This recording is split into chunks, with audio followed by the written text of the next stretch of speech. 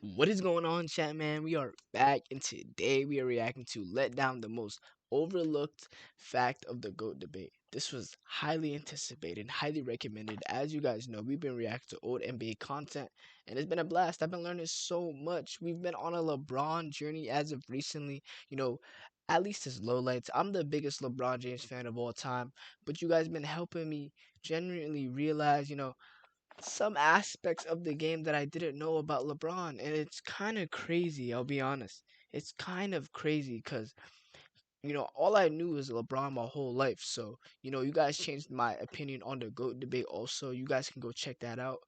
I did admit, Jordan is the GOAT, which was actually crazy. I still think it is crazy, but we recently reacted to the flop montage and LeBron quitting on his teammates. That was kind of crazy to me, man. But with that being said, let's get straight into the video. If you guys are new to my channel, hit the subscribe button, man. Join the crew. But let's get it. Yes, sir.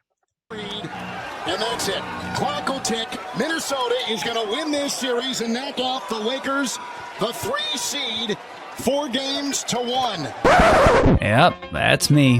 What? You're probably wondering how I ended up in this situation. Hold on.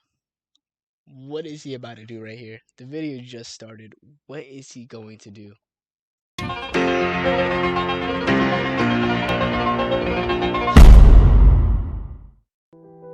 The 2025 season for the Los Angeles Lakers was so unbelievable that it played like a Shakespearean drama, one filled with ups and downs, villains and heroes, and an ending that was both shocking and not shocking at all.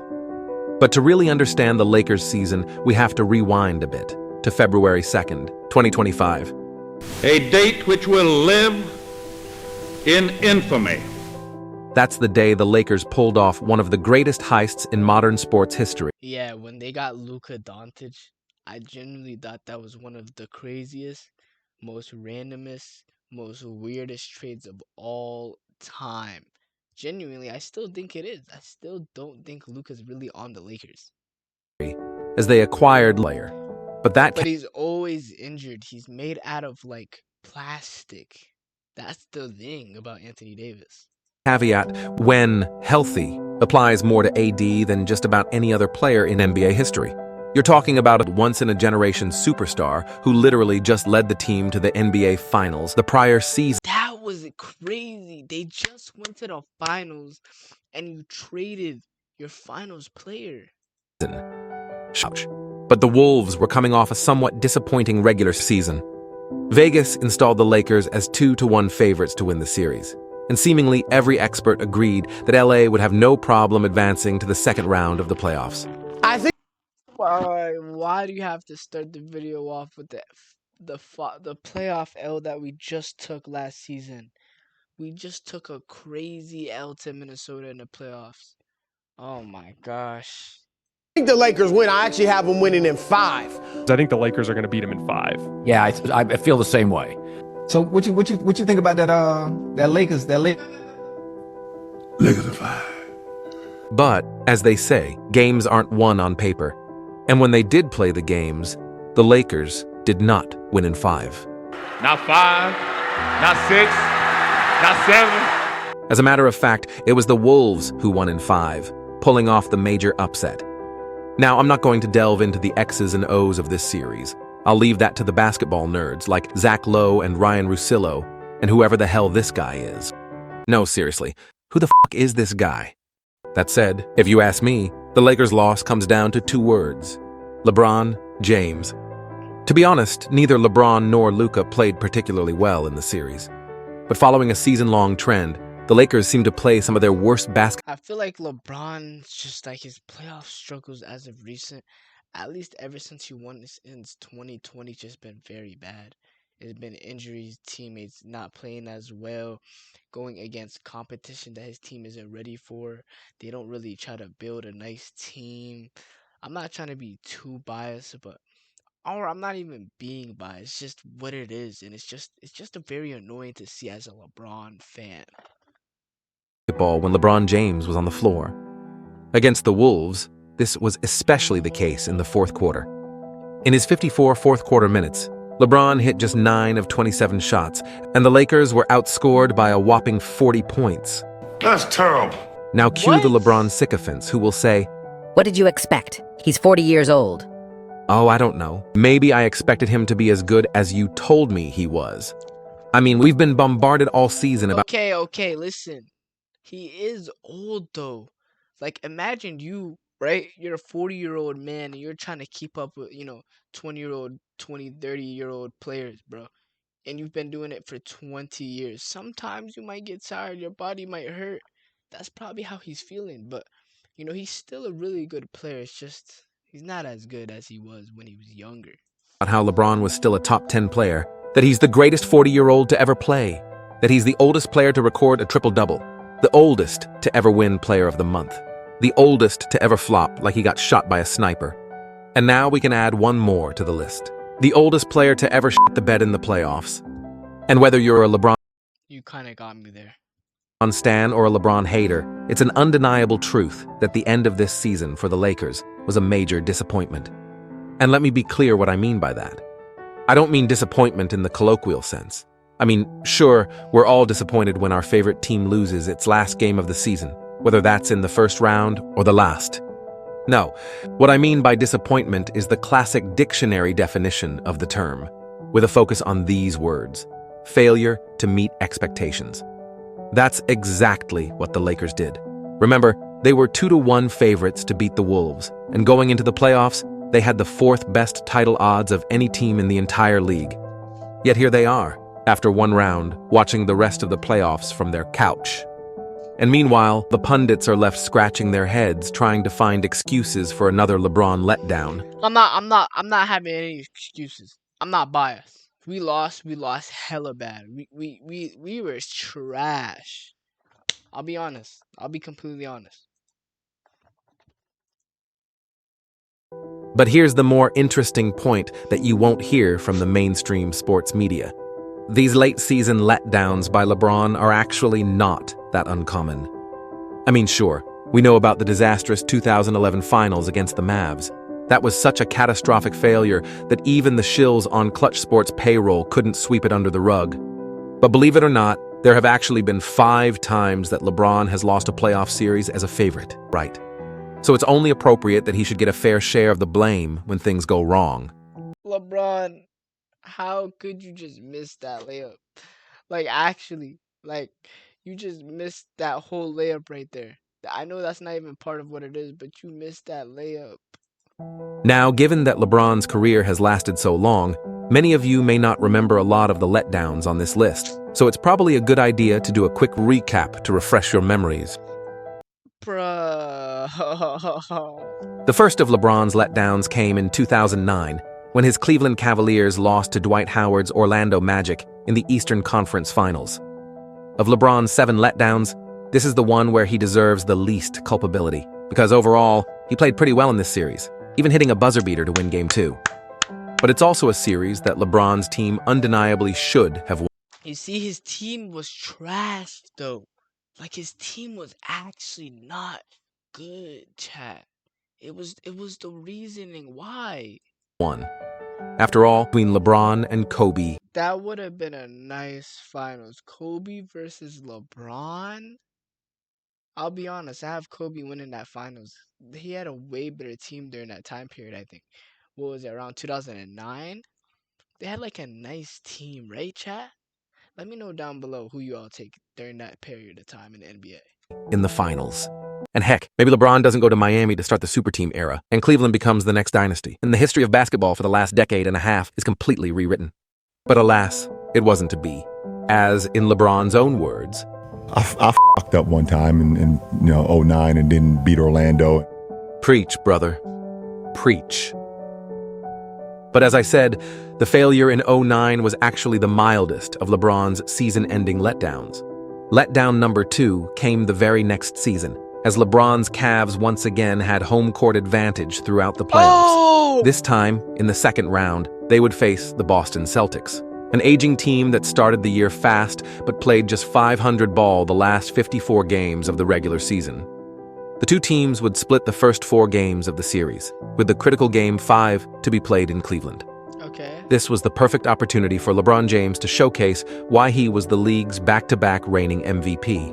And he certainly gave us a performance for the ages, just not in the way you'd expect. James scored just 15 points on 3 of 14 shooting from the field. No way. LeBron, you scored 15 points? What? I'm so not used to LeBron losing. Like, I've seen him win so much times during my period of time watching the NBA. So it's crazy seeing him being a loser. And I don't think he is a loser, but, it's crazy. As the Cavs would get clobbered in their own building by 32 points.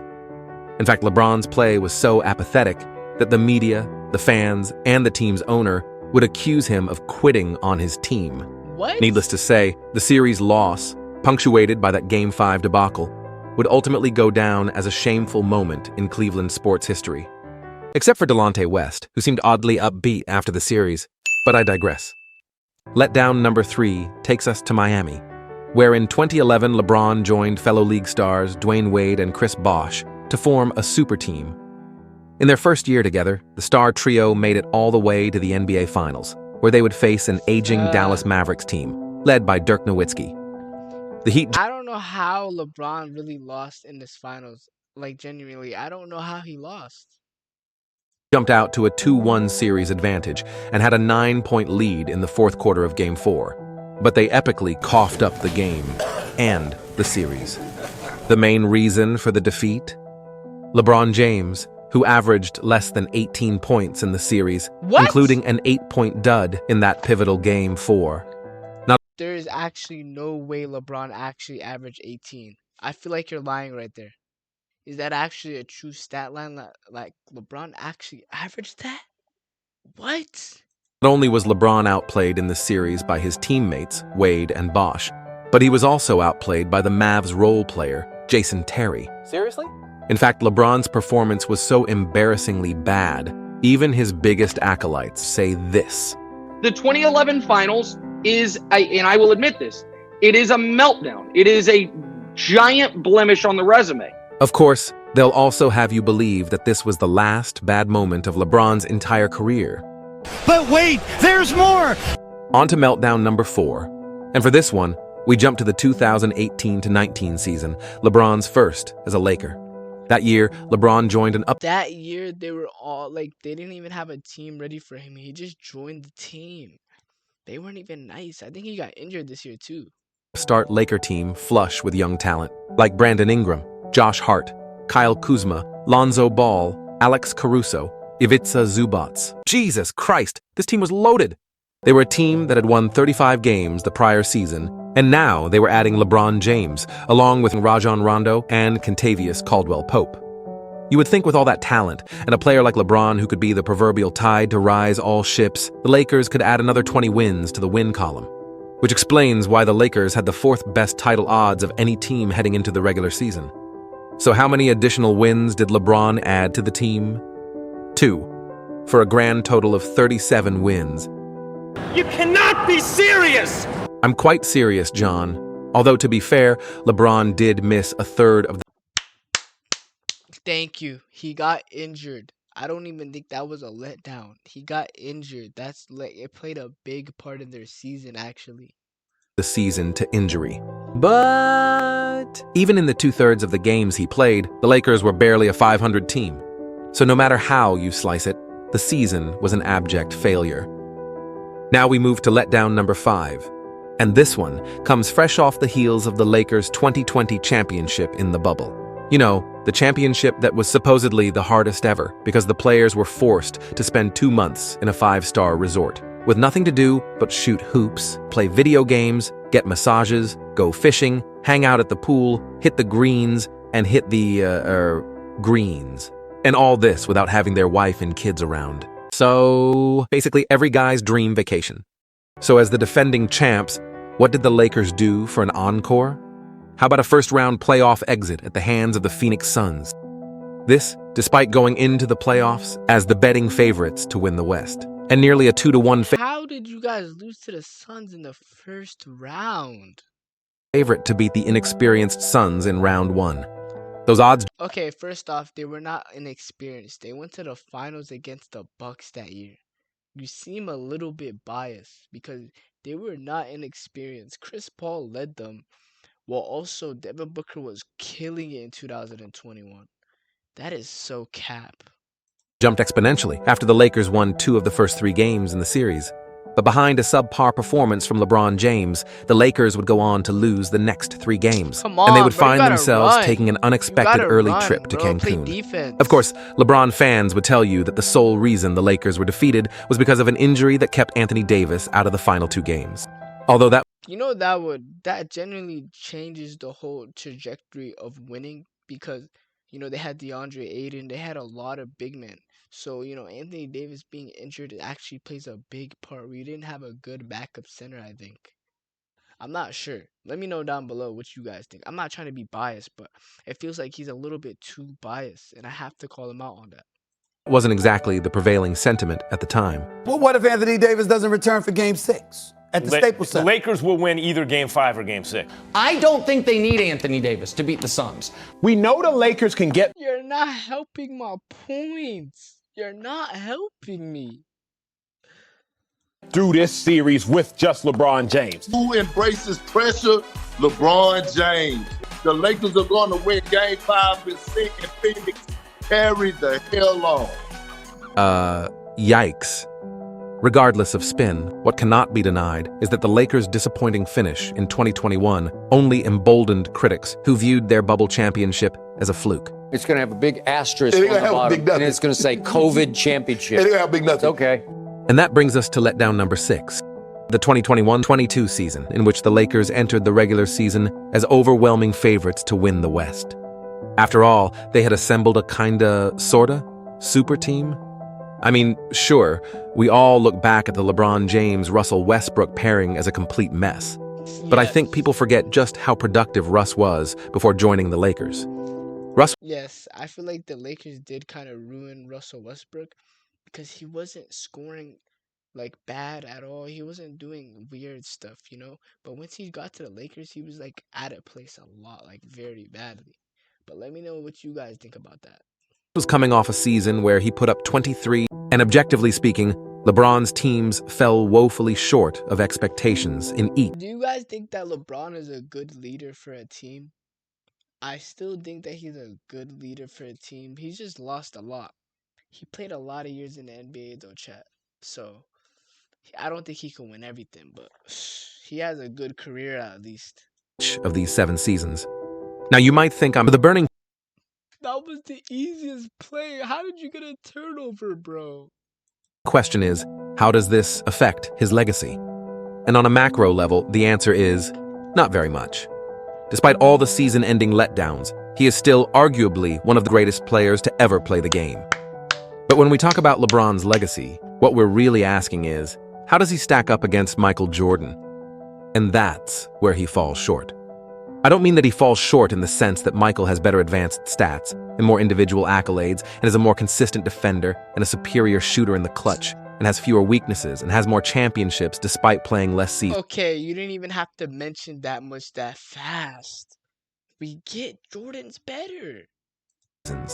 I mean, sure, Magic in the 95 playoffs in a... Okay, do you feel like he's a little bit biased towards Jordan? I have a feeling he's a little bit, like he's spitting facts, but I feel like he's a little bit more biased to Jordan.